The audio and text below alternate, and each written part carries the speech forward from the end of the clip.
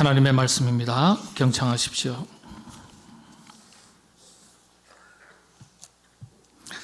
누구든지 너희가 그리스도에게 속한 자라 하여 물 한 그릇이라도 주면 내가 진실로 너희에게 이르노니 그가 결코 상을 잃지 않으리라.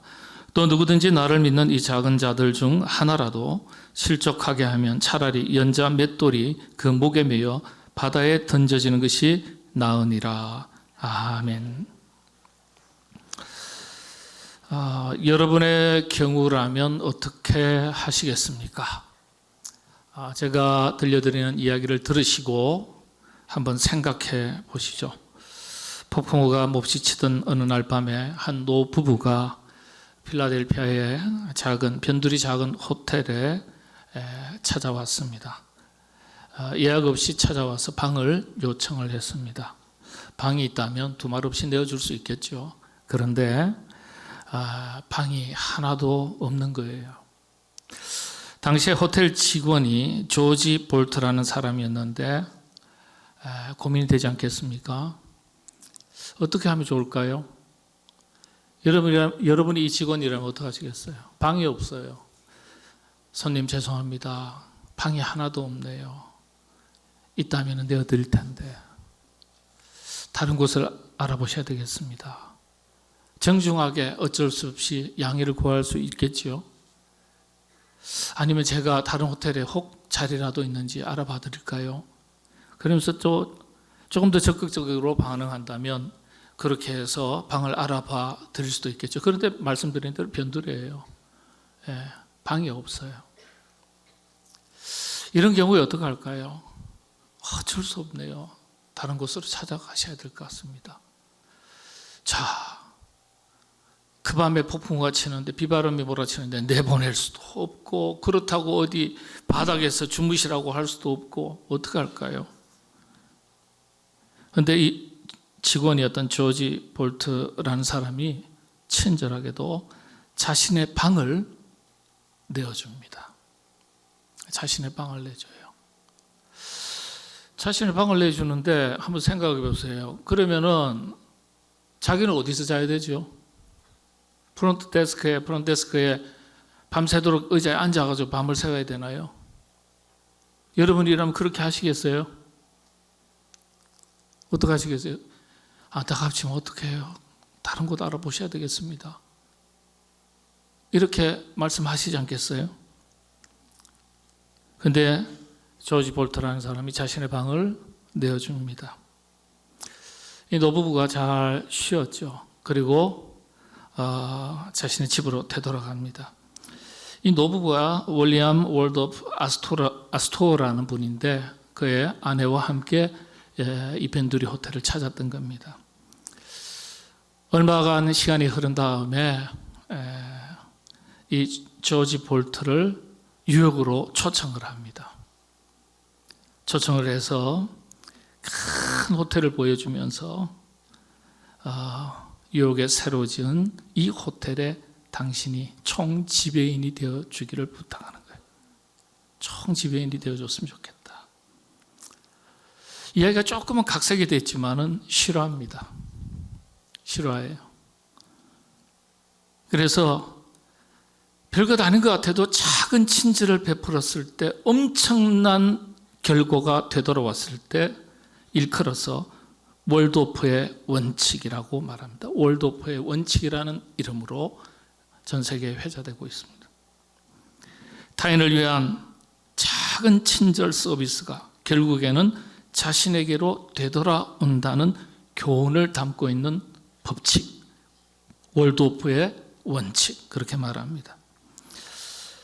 조지 볼트라는 사람은요, 월도프 아스토리아, 뉴욕의 호텔에 지배인이 되고 이후에 참 이런 분이요, 성공적으로 그 경력을 쌓아가서 마침내 자신이 또 호텔을 인수하고 경영을 하게 되고 호텔 왕이라는 이름까지 얻게 됩니다.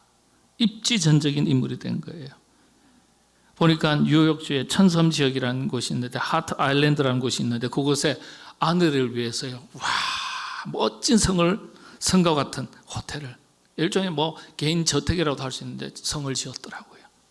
사진도 있고 그림도 다 있어요. 이 조지 볼트가 훗날 자신의 손녀에게 자신의 예전의 이야기를 들려주게 되었고, 이 손녀가 다시 세상에 알리면서 이 이야기가 전 세계로 퍼져나가게 되었습니다. 이야기, 아름다운 이야기가 조금씩 덧붙여져서 이렇게 저렇게 조금 각색이 되기도 했습니다만은 실화입니다. 조지 볼트라는 사람이 어떤 사람일까요? 사진 준비했어요. 한번 보실까요? 이분입니다. 100년 전의 분입니다. 이분이 처음 가서 이 호텔, 월도프 아스토리아 호텔 지배인이 되었는데요. 이 호텔이 거듭거듭 새롭게 변모를 거쳐서 지금 여전히 긴 세월 동안 자리를 잡고 있습니다. 아스토리아 호텔 한번 보여주실까요? 기가 막힌 호텔이에요. 뉴욕에 놀러 가시면은, 혹 일 있으셔서 가시면은 이 호텔에 꼭 한번 묵어보시기 바랍니다. 히스토리컬 스토리, 역사적인 사연과 이야기가 묻어있는 호텔입니다. 뭐 얼마 안 해요. 하루 자는데 한 300만 원 정도. 제가 혹시나 싶어서 인터넷에 들어가 보니까요, 한 7, 80만 원 줘야 되겠더라고요. 뭐 얼마 안 하잖아요. 한 10년 모으면 안 되겠어요? 작은 친절도 결코 헛되지 않다. 작은 친절 하나라도 반드시 되돌아온다. 서양 속담입니다. 이 서양 속담이 새삼 마음에 와닿는 이야기입니다. 여러분이라면 어떻게 하시겠어요? 여러분의 방을 내어주실 수 있겠습니까? 하룻밤의 불편함을 감수하고 그런 친절을 베푸실 수 있겠습니까? 한번 생각해 보시죠. 또 다른 얘기입니다만은, 곁에 있는 분이 여러분에게 집사님, 권사님, 장로님, 물 한 잔만 좀 주세요, 이렇게 부탁한다면 어떻게 하실래요? 당신은 손발이 없냐고 갖다 뜯어 먹으라고 그렇게 이야기하시겠습니까? 아니면 물 한 잔 선뜻 내놓으실 수 있겠습니까? 모르긴 몰라도 쉽게 내어줄 수 있습니다. 물 한 잔이니까요. 물 한 잔이니까. 작은 것이니까. 부담 없는 것이니까. 그런데 물 구하기도 어렵고 타는 더위에 목이 타들어가는 사막에서 물 한 잔을 달라고 한다면 여러분 어떻게 하시겠습니까? 이 물 한 잔이 너무 귀한데 선뜻 내어주실 수 있겠습니까? 대답이 달라질 수도 있겠죠.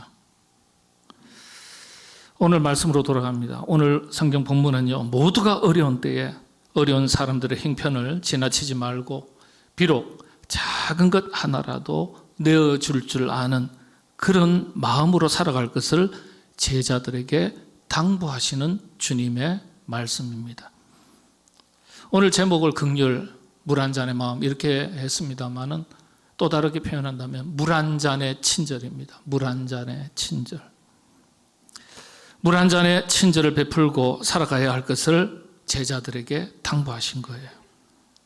무엇인가 특별한 것도 아니에요. 그러나 작은 친절,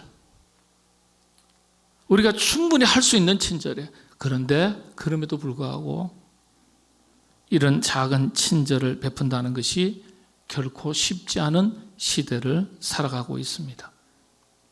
자기의 것을 기꺼이 내어준다는 것, 희생한다는 것, 나누고 베푼다는 것, 어려운 시대를 살아갑니다. 자기중심적인 시대, 이기주의적인 시대,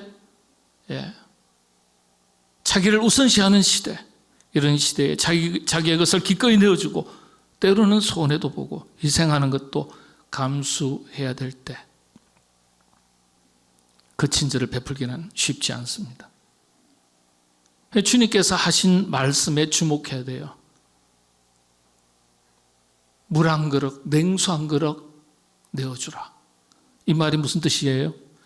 작은 것에서부터 시작하라는 말씀이에요. 작은 것에서. 큰 것을 우리에게 말씀하시고 그것을 행하라 그러면 우리가 못할 거예요. 부담스러워서. 물 한 잔은 누구나 할 수 있는 것이라는 거예요. 누구나 마음이 있으면 충분히 할 수 있는 그런 작은 것에서부터 시작하라는 거예요. 작은 것에서부터 시작하지 않으면 큰 것으로 이어질 수가 없습니다. 여러분, 친절도 습관이고요, 호의를 베푸는 것도 습관이고요, 나누는 것도 습관이에요. 호의, 배려, 친절, 다른 사람을 사랑하는 또 다른 모습이라 하겠습니다. 사랑을 실천하는 또 다른 모습이죠. 여러분, 작은 것에서 시작해야, 작은 것부터 시작해야 큰 것으로까지 이어질 수가 있습니다. 오늘 마가복음서에 이제 강의를 이어가는데, 이 마가복음서 9장에 있는 내용의 말씀이 마태복음 10장에도 동일하게 기록되어 있습니다. 10장 42절에도요. 그런데 마태복음으로 옮겨가면 주님의 가르침이 물 한 잔 베푸는 것에 머물러 있지 않습니다. 마태복음 5장 38절에서 42절 말씀을 우리가 함께 같이 한번 봉독하겠습니다. 마태복음 5장 38절 시작합니다. 또 눈은 눈으로 이는 이로 갚으라 하였다는 것을 너희가 들었으나 나는 너희에게 이르노니 악한 자를 대적하지 말라. 누구든지 내 오른편 뺨을 치거든 왼편도 돌려대며 또 너를 고발하여 속옷을 가지고자 하는 자에게 그옷까지도 가지게 하며 또 누구든지 너로 억지로 오리를 가게 하거든 그 사람과 십리를 동행하고 내게 구하는 자에게 주며 내게 꾸고자 하는 자에게 거절하지 말라.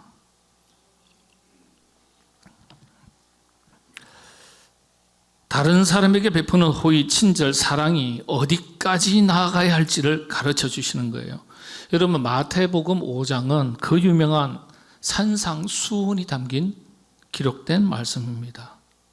산상수훈은 여러분들 어떤 말씀이라고 여러분들 알고 계십니까? 예수 그리스도의 성품을 담은 말씀이라고.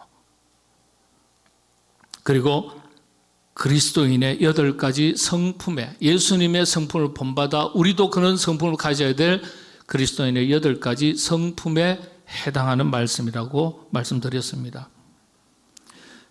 8가지 복을 이야기하셨지만은 세상적 가치 기준에서의 복을 이야기한 것이 아니라 우리 인생에, 우리 인간의 삶의 존재에 있어서 진짜 참된 복이 무엇인지를 가르쳐 주시는 말씀이 산상수훈입니다.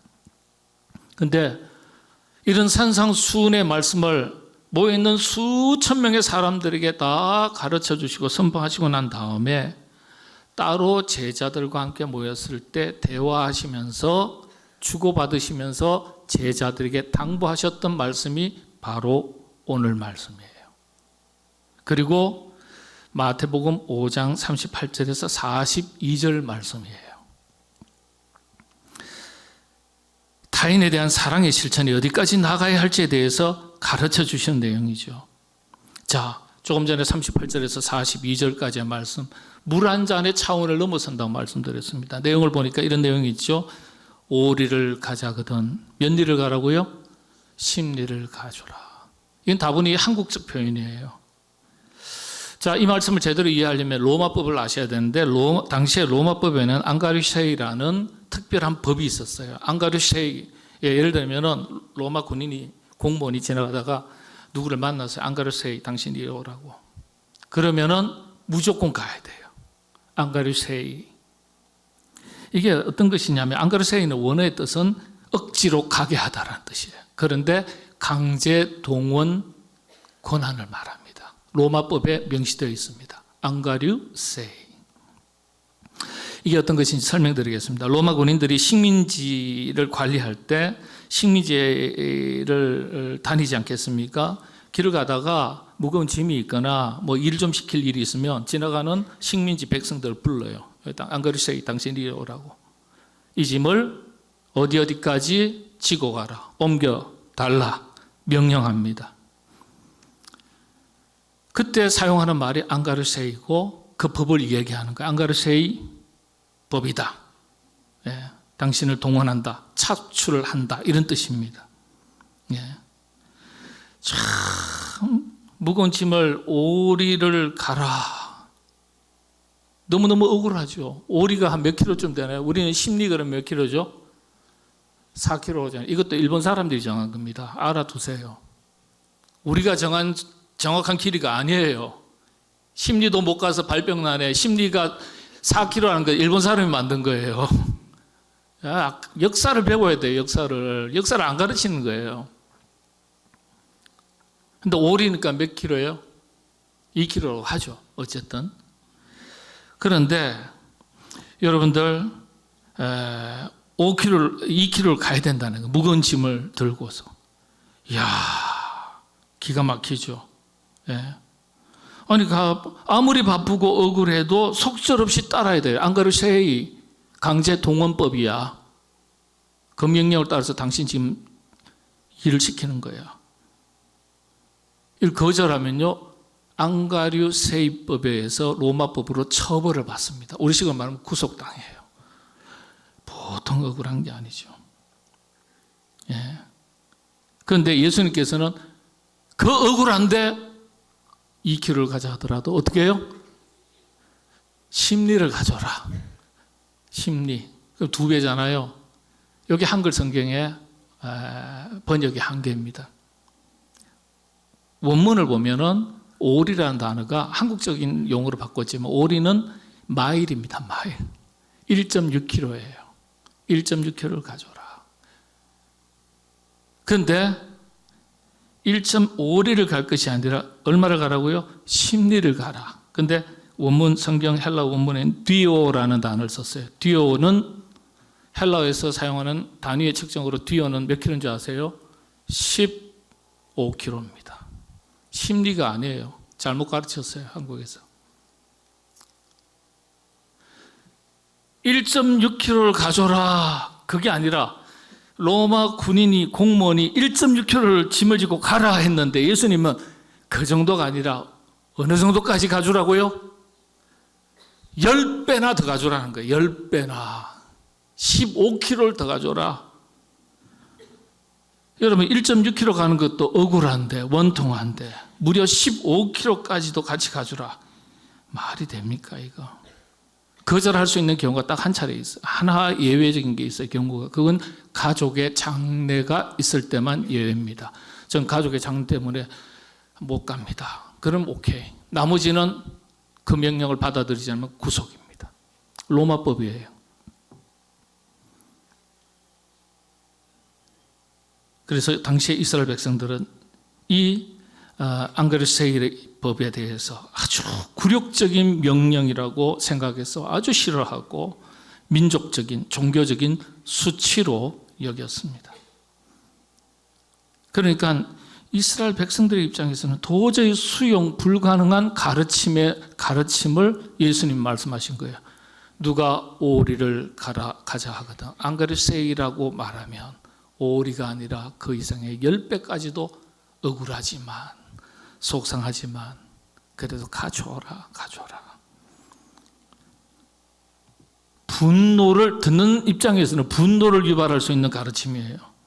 그것도 자발적으로 그렇게 하라고 하셨으니까 듣기 좋은 말이 결코 아니에요.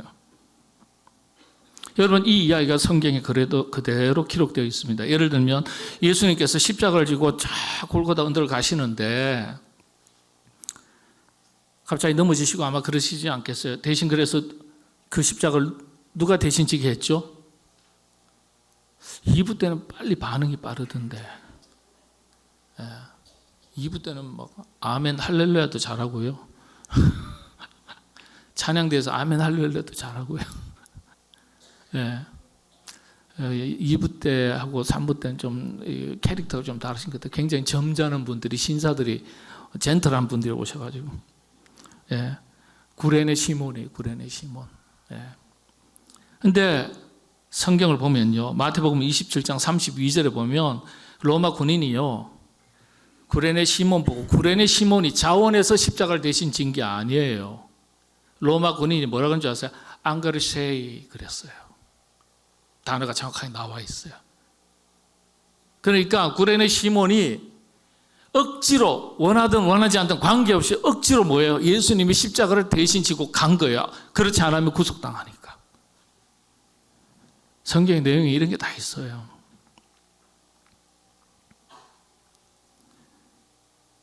참 기가 막힌 거죠. 그러니까 주님의 가르침은 물 한 잔의 친절을 넘어서 보다 더 적극적으로 호의를 베풀고 친절을 베풀고 도움을 베풀라는 가르침입니다. 그걸 제자들에게 말씀하신 거예요. 억울해할 수 있는 제자들에게 아니다. 그래도 도와줘라. 그래도 베풀어라. 그래도 섬겨라. 이런 뜻입니다. 그 다음에 또 마태복음 5장에 있는 제자들 따로 불러가지고 가르치신 말씀 산상수훈 뒤에 속옷을 누가 속옷을 달라거든 겉옷까지도 내어주라 이런 말이 있죠. 예, 겉옷. 아니 속옷을 달라 그래 달라고 겉옷을 달라 그러지 왜 속옷 달라 그래요? 남이 입던 거. 근데 여러분들 유대인들에게 이 겉옷은 굉장히 중요한 옷이에요. 팔레스타인은 지금도 온도 차이가 40도 가까이 됩니다. 영도에도 얼어 죽어요. 지금이야 숙박시설도 좋고 교통도 좋지만 그 당시에는 먼 길 가면은요 걸어가다가 노숙해야 됩니다. 온도차가 그렇게 클 때는요 이 겉옷은 생명을 유지하는 장치예요. 근데 그 속옷을 달라는데 야 그거 말고 겉옷까지도 줘라. 겉옷은 지금 내 생명 유지를 위해서 너무도 필요한 건데 그 겉옷까지 주라고요? 예수님 말도 안 되는 소리 왜 하십니까? 상식 바뀝니다. 과연 하실 수 있는 말씀입니까? 이렇게 얘기 되물을 수도 있는 거예요. 그리고 당시 법을 보면은 겉옷은 어떤 물건의 담보로 잡지 못하도록 법적으로 규정되어 있습니다. 그만큼 중요한 거예요. 예. 그런데 그런 겉옷까지 내어주라. 이건 역시 어떤 거예요? 물 한 잔의 친절을 넘어서는 거예요. 넘어서는 거. 예수님은 단순히 빌려준 것 이상으로 주라는 그 이상을 이야기하시는 거예요.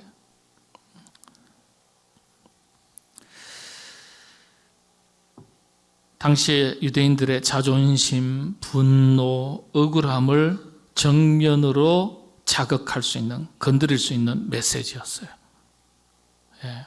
어떻게 예수님이라는 분이 그런 말씀하실 수 있냐?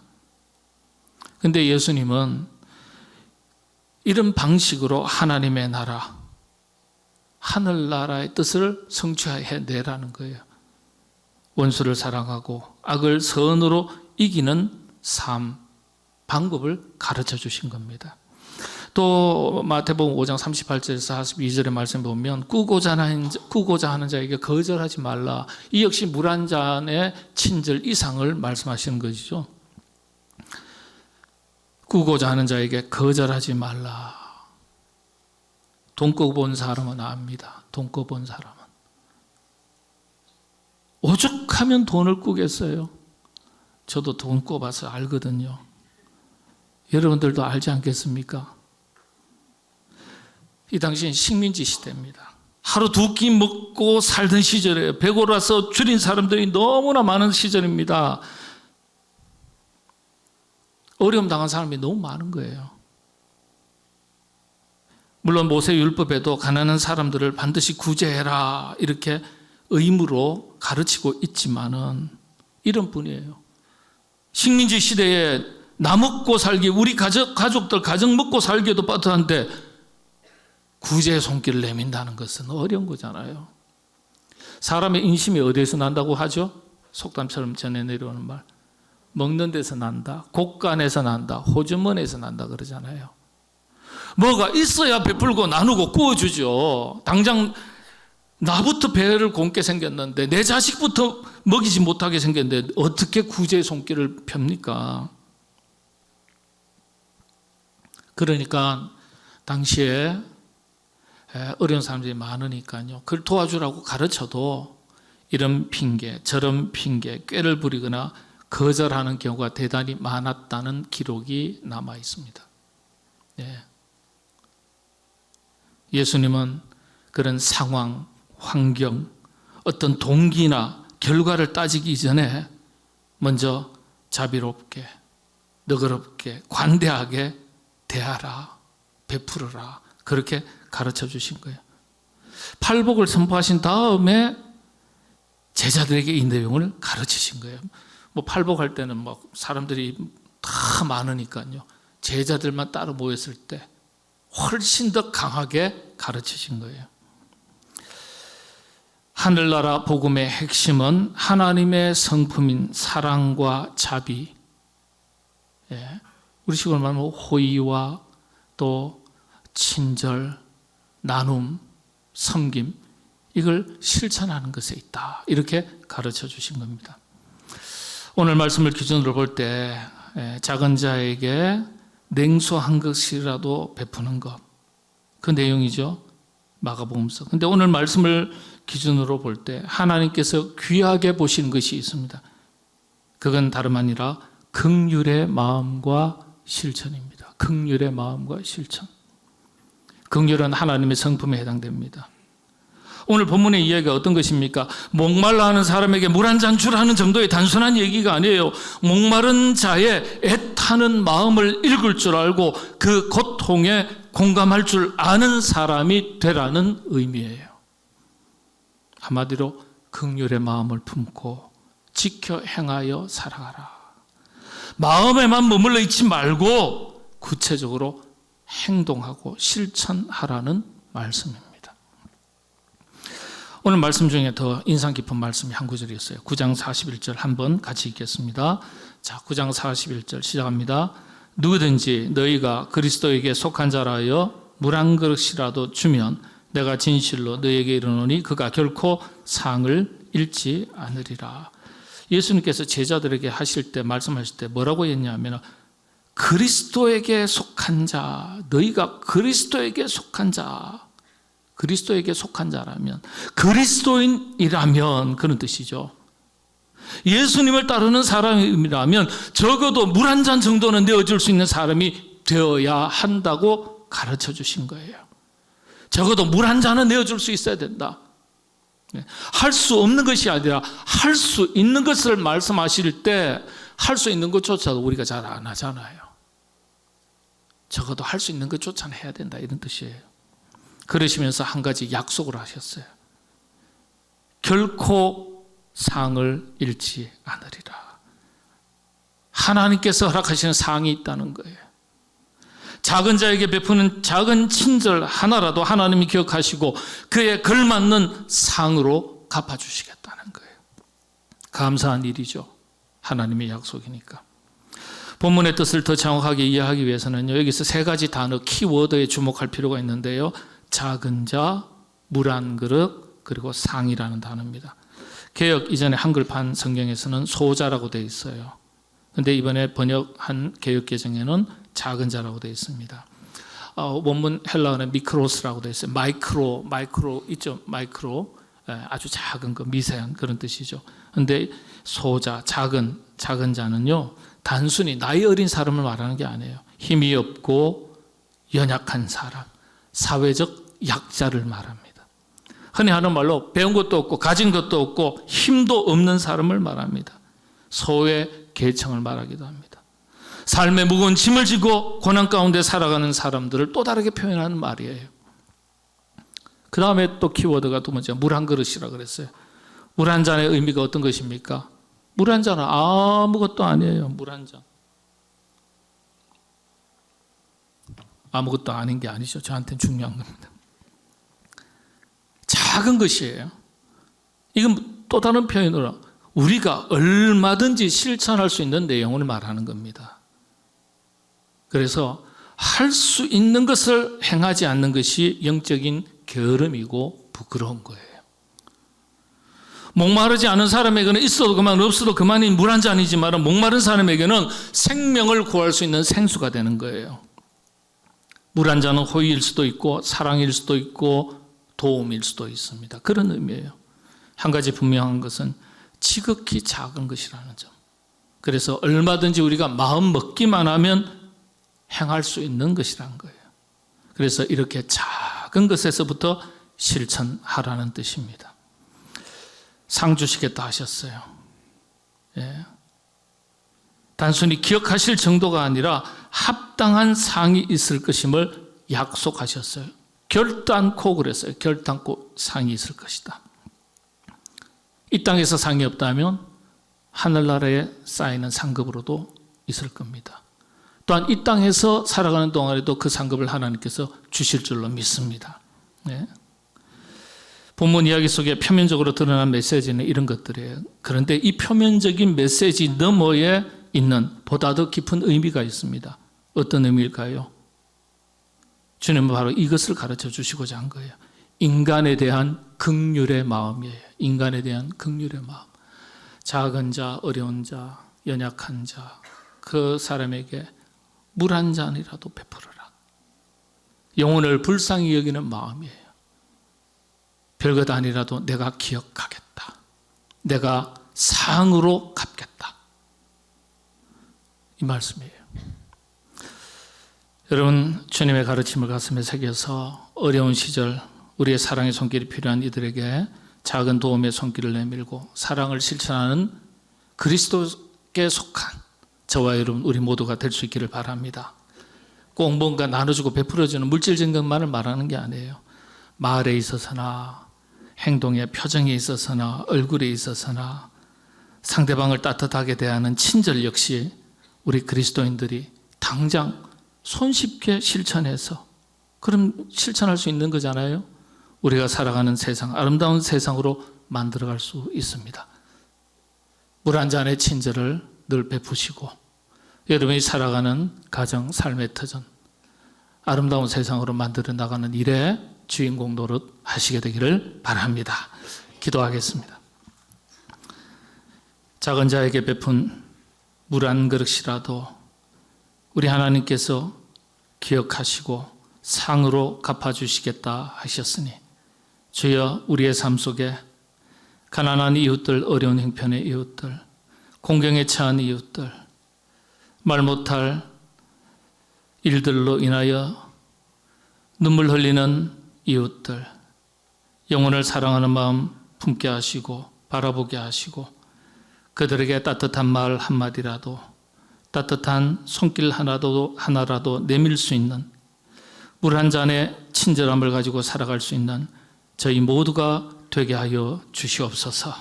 예수님의 이름으로 기도하옵나이다. 아멘.